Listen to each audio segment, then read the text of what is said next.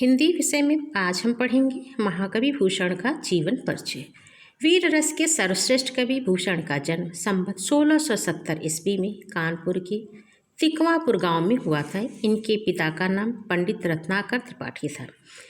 हिंदी के रससिद्ध कवि चिंतामणि त्रिपाठी और मतीराम इनके भाई थे। इनके वास्तविक नाम के विषय में अभी तक ठीक ठाक पता नहीं चल पाया है। चित्रकूट के राजा रुद्र ने इनकी प्रतिभा से प्रभावित होकर के इन्हें भूषण की उपाधि से सुशोभित किया।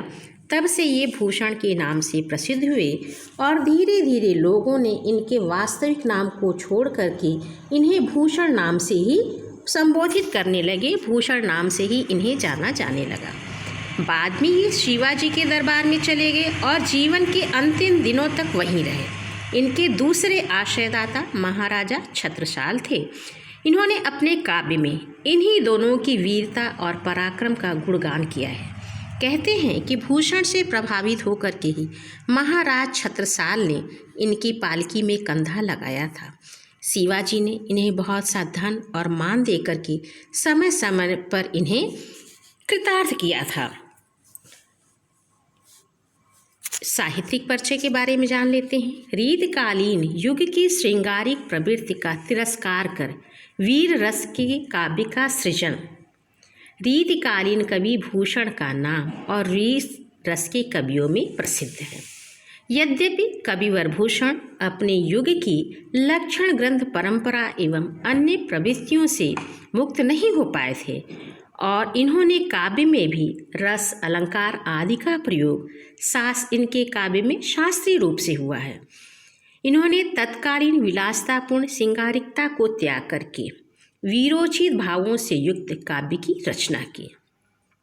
जातीय एवं राष्ट्रीय भावनाओं की सशक्त अभिव्यक्ति एवं अत्याचार के विरुद्ध संघर्ष करने वाले लोक नायकों शिवाजी एवं छत्रसाल के वीरोचित गुणों का प्रकाशन इनके काव्य का मुख्य विषय रहा है। अपने काव्य में वीर रस एवं राष्ट्रीय भाव को विशेष स्थान दिया है और इसलिए कविवर भूषण को हिंदी साहित्य का सर्वप्रथम राष्ट्रकवि माना जाता है। इनकी रचनाओं में कृतियों में 3 ग्रंथ हैं: शिवराज भूषण, शिवाबावनी, छत्रसाल दशक। और इन्होंने इसमें शिवाजी एवं छत्रसाल की शौर्य तथा पराक्रम का वर्णन किया है।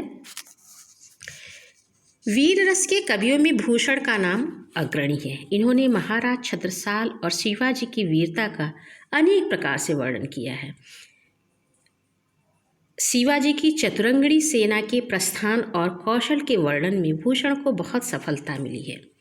भूषण ने वीर रस के सहयोगी रसों के रूप में भयानक और रौद्र रस की सुंदर व्यंजना की है। इसके अतिरिक्त उन्होंने करुण एवं श्रृंगार रसों का वर्णन भी अपने काव्य में जहाँ तहाँ किया है। भूषण की कविता मुख्यतः जो उनकी भाषा है कविता का वो ब्रज भाषा में इन्होंने लिखा है। इन्होंने तत्कालीन माधुर्य गुण से युक्त ब्रज भाषा में ओज गुण का समावेश कर दिया।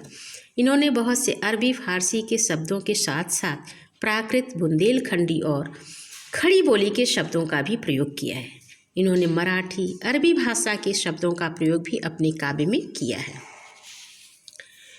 काव्य में ओज गुण के संचार तथा उत्साह के अतिरेक में इन्होंने व्याकरण के नियमों का उल्लंघन भी कर दिया है, जो कि ऐसा हो जाना स्वाभाविक है।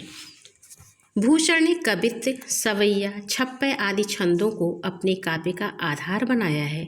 इन्होंने अनुप्रास, रूपक, यमक, उपमा, उत्प्रेक्षा, अतिशयोक्ति आदि अलंकारों का भी प्रयोग अपने काव्य में किया है। हिंदी साहित्य में स्थान। रीतिकालीन कवियों में भूषण विशिष्ट स्थान के अधिकारी हैं। इन्होंने घोर विलासता के युग में शिवाजी एवं छत्रसाल की वीरता, शौर्य एवं पराक्रम का वर्णन करते सोई हुई जो राष्ट्रीयता की भावना है उसको जागृत किया और जन जन में वीरता के भावों का संचार किया। वास्तव में भूषण का काव्य वह अमर काव्य है जो युग युग तक लोगों में बल, पौरुष, साहस का संचार करता रहेगा और ये हिंदी साहित्य के प्रथम राष्ट्रीय कवि हैं और इनका काव्य हिंदी में रचित सर्वप्रथम राष्ट्रीय काव्य है। तो यह महाकवि भूषण का जीवन परिचय पूर्ण होता है।